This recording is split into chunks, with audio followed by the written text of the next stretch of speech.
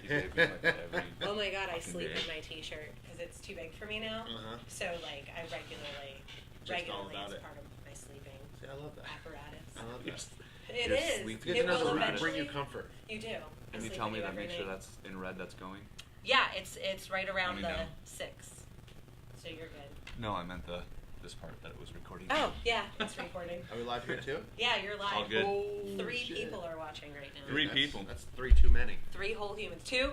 Oh, There sorry. you go. Ah. You gotta say something cool, fast. Say something cool. Cool. Something cool. Fast. And fast. Fast. Something cool. Fast. Yeah. I said it. What do you mean? I think it should be good. We should be up to at least 100 by now. I think so. Yeah. Well, let's start. We are backstage at the Green Bay Distillery in Green Bay, Wisconsin, with Brandon, drummer, singer for Atreyu. It's good to see you. It's great to see you again. Thanks for doing this. Thanks for we're doing this on Facebook Live as well at Razor Wisconsin. We'll share it later with that Cutter Media. So in our wake, you guys do this record. And here, I mean, the last record you guys did, you didn't do a whole lot behind it, but this one, you're still touring. You're releasing new singles. House of Gold was just released this week. Yeah. It feels like Atreyu is that band again. You know, I think the last album we did was kind of our dipping the foot in the pool a little bit. You know, like we've been off for almost 5 years, all doing our own thing. Atreyu hadn't existed in any of our worlds for quite some time, so it's kind of like let's get in, let's play a couple shows, let's write some music, and we kind of had like no agenda other than like go in and make what feels right now. That's very much what the kind of band Atreyu is, anyways. Like, right. You can hear it in their albums that kind of are. This psychotic. is what we like today. Yeah, we're just everything is very much like time coded and time stamped. I think for our band, which I love.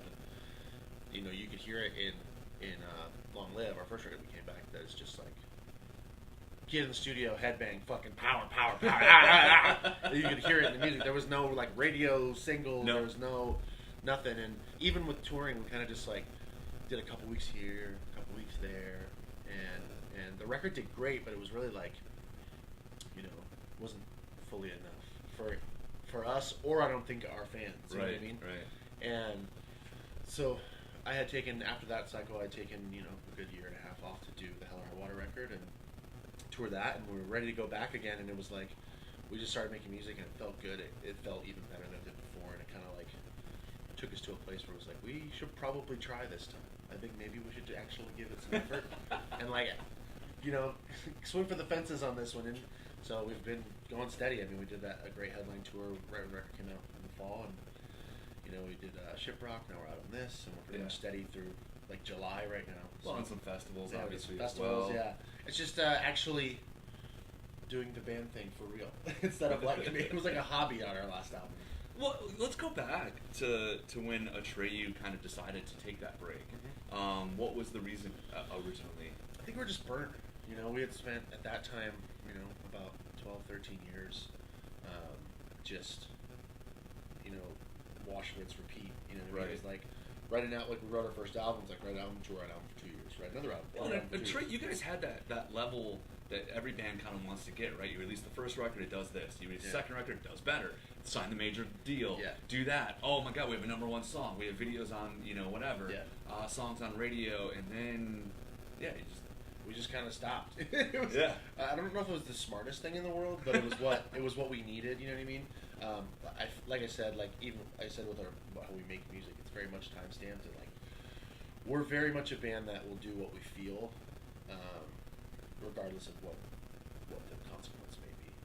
I think that at the end of the Congregation of the Damned record, it's that cycle where we're just kind of like, I feel like we're getting to that point where we're kind of up there and we're just kind of maybe phoning it in a bit, and it's like we're just kind of here and we're existing, and like I don't feel that a band deserves to be in that position. I don't feel that fans deserve to be in that position to be like, I paid money to come see this band. They might not know it, but like I think being in a band is the coolest job in the fucking world. It's not a job, but like we're so fortunate to be able to do this. So like people that if you just get up there and kind of go through the motions and collect your check, like you don't deserve that. So I think that we just needed to take a break and kind of like figure out what our lives were outside of Atreyu, because that's all we had known. I mean, I turned 18 on tour, so it's like since I was a youth, I was doing Atreyu, and that was it, So, but it was good for us. I mean, our guitar player had started like a merch company. He really dug into that. Started doing had huge growth in that.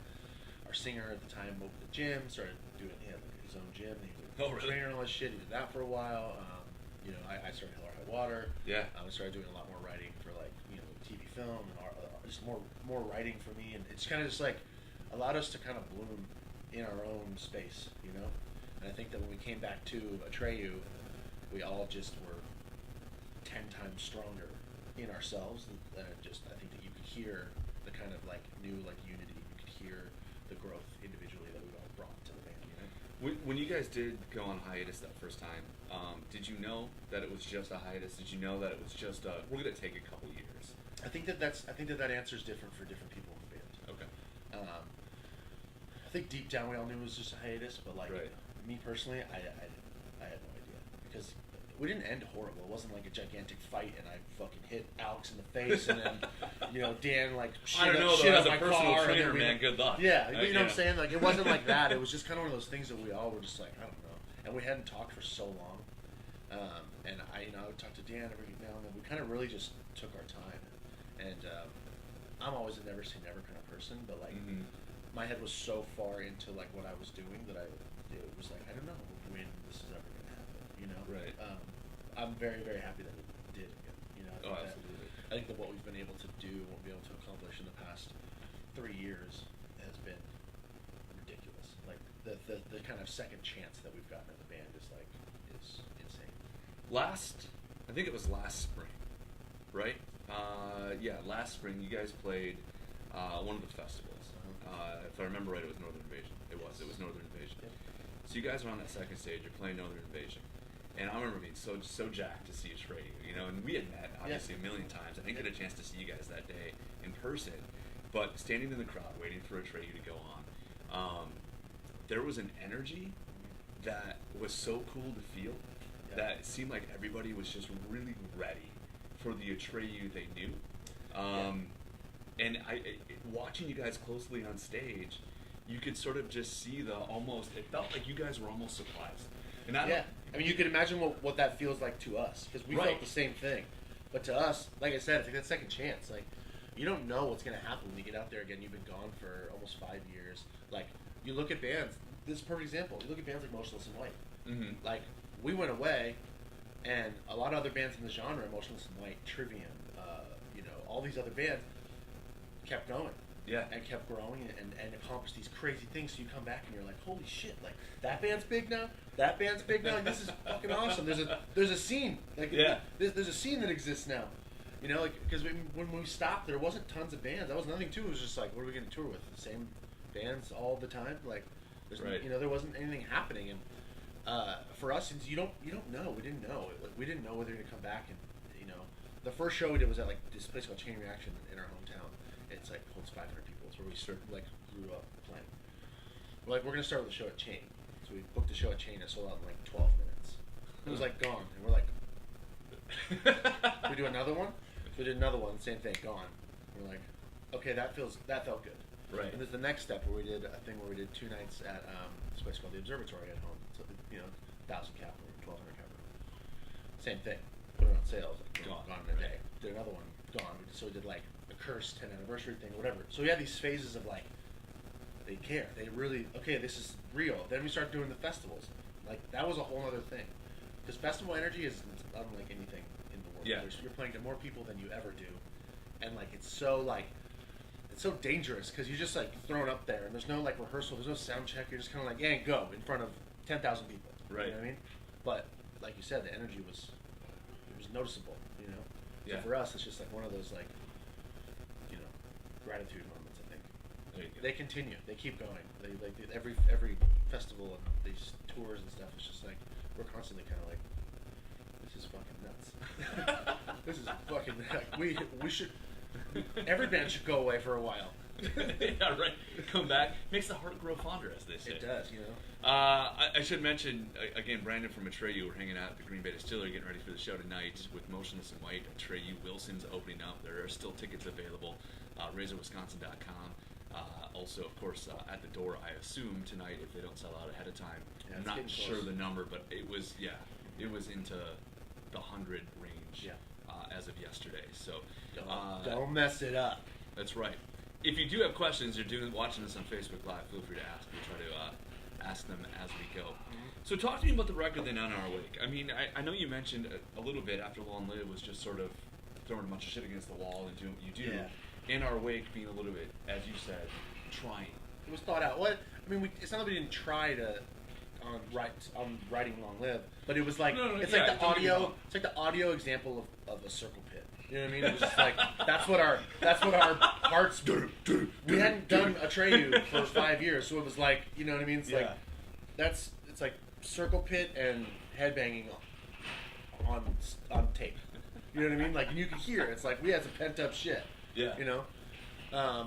This one, it was like we had more time to reflect on it in our wake. Like I said, doing shows, doing some touring, and seeing what our fans really loved and missed, and what had grown in the time off.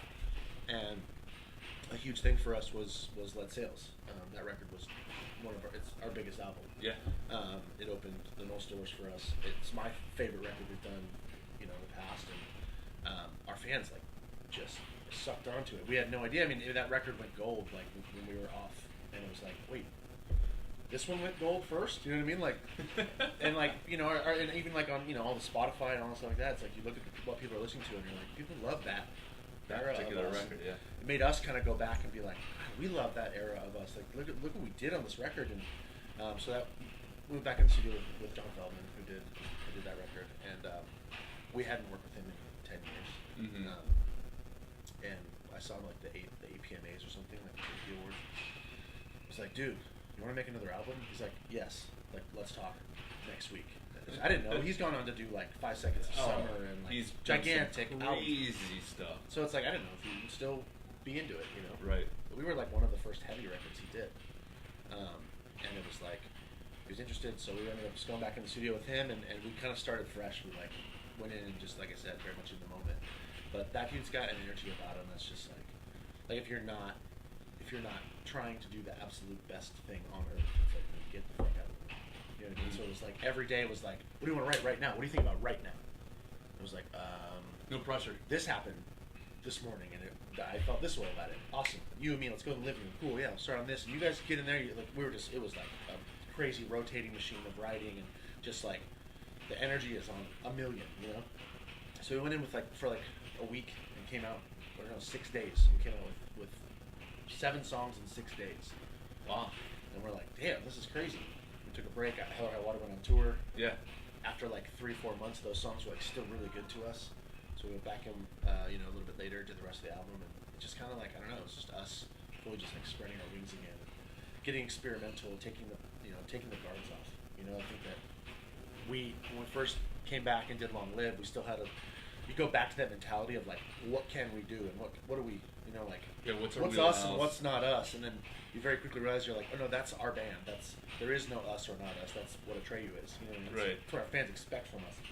So we really kind of took the guards off and just went for it. How do you and Alex handle writing or figuring out what parts you guys are going to do vocally? I think it just comes pretty natural at this point. It used to be a lot more. He used to write all the lyrics, which he still writes. I would say 80%. Write all the lyrics, and then we'd kind of sit together and be obviously, this is the chorus. This is probably my part, and I kind of have an idea for what a melody I'd like to do, and I'd adapt his lyrics, or he'd say, "Oh, I have this kind of idea," and whatever. Maybe you should sing the chorus on this one. I should do it. You know what I mean? Just try to figure it out to where it felt good. Mm-hmm. It's the same kind of thing now, but we'll kind of hand Alex almost a finished kind of skeleton of a song, and a lot of times more recently I'll be I have this chorus, and this chorus just came out with this chorus, see what you can do with it. And strangely enough, he'll be I was kind of thinking the same thing on that song. What is this about? And I'd be what's about this? And he's that song made me feel the same thing. So he'll go and finish, it's kind of cool. It's this weird ESP thing that we have going. I think that's what happens when you're in a band with someone for 20 years. Oh, sure. You two are connected on a level like that because of doing this. Exactly. Yeah. But yeah, it's kind of cool. By now it's we really are in tune with we both know what's going to be best suited for the song for each of us, right, and where that kind of lands. It's different now with him singing a lot more too, because it's obviously now. And I was going to ask that. So because previously it was you did the clean vocals, he did all the screams, and he is doing a lot of Yeah, he's doing a lot of singing on the record, and it's the same thing. It's him just wanting to get outside of his comfort zone and do shit that's new and exciting for him and the band and for our fans. And, to be like, oh, I've never heard him do that before. So it's kind of cool. He's really come worlds with his voice. He's definitely working passionate about it. He's focused a lot on it. So it's cool to hear him just like try different things in the studio. And, you know, he's one of those dudes that like doesn't understand what he has until it happens. You know, like aloof when it comes to his own voice. Yeah. And it's like he'll be in the studio doing something. And you're like, did you hear that? And he's like, how did you do that? He's like, I don't know. Like, we'll listen to it again and figure that out. Like, that's awesome. And, oh, sick. You know, like he's got so much like freaking talent buried underneath that. It's like it's just like comes out bit by bit. You know? We gotta get it it's out. It's kind of cool to explore that with him. I bet. Are there any? No. No, but I have. You still got 3? How many are 3? 8. Yeah, It's 8 gone people? up. It's gone like up and down and up and down. As far as with being with Hell or High Water and doing vocals on that, and just kind of what did you learn in that experience that has affected the way that you are approaching Atreyu this time around? She likes it when I say this. Good question. It's a great question. I think that it taught me 2 things. One, when I started Hell or High Water, I was like, hey, I'm just singing in a band. I have no drums to hide behind. I need to be the best singer in the world. Like, that was the goal. And I'm not saying that I am, but like, I focused so much on my voice for 5 years that it was like, if I didn't see growth, I would like, it would like bother me. So I had to like find something new or be able to do something better every like few months, or it would like bother me. So I think just being it taught me to be a better singer, which I think shows now.